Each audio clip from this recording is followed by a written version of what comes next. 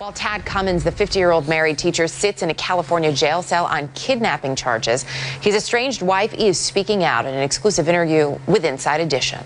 Psychotherapist Robi Ludwig is on the story and joins us now. Wow. There is a lot in this interview, not just that portion.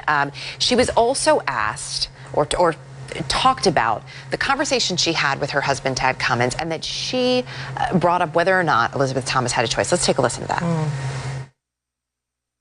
I told him, she is a child and you are a 50-year-old man, and that's not right. She didn't have a choice whether or not to go with you.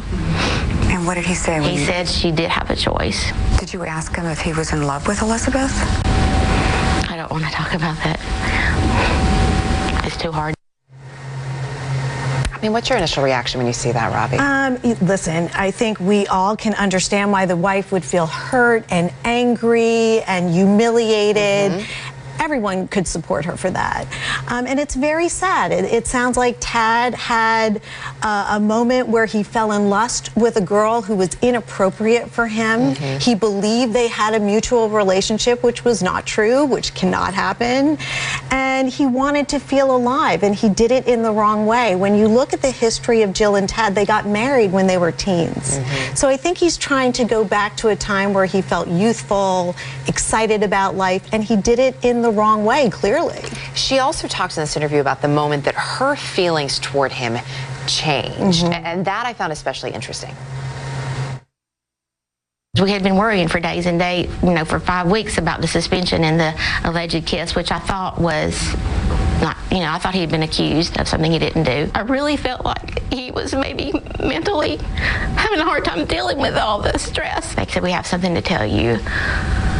Elizabeth has also been reported as missing. That was the very moment I realized that something was going on between the two of them. It's a lot to wrap your head around, because it's very easy for all of us, of course, to sit on this side of things, and we only see snippets as we try to put together a picture. But when you look at someone's emotional state, and this must be an emotional roller coaster for her. Absolutely. I mean, this is a man she had been with for 30 years, raised a family. She did not expect this. She did not describe her marriage as being in a troubled state. So she is really in shock and probably seeing her husband through very different eyes now, as somebody who's not well. And he's not well. Somebody who destroyed his family, destroyed his career, behaved very self-destructively based on lust, is somebody who's not well. Let's face it. He's sitting now in this jail cell, waiting until he's brought back to Tennessee. We checked into it. We've learned that there haven't been any visitors at this California jail.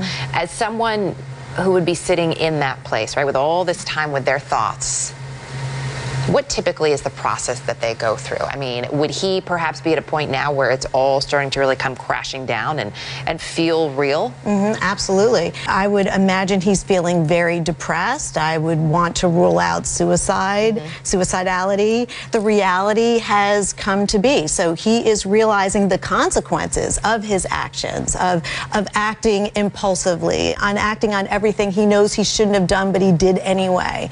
And the reality is he's lost his family, he's lost his career, and he's sitting in a jail cell now realizing that. And for what? For what? Nothing. And this is really, in many ways just the beginning of, as we start to see the fallout of all the people affected, of course, by these, alleged decisions. Robi, always good to have you with us. Thank you. Great to be here. Thank you.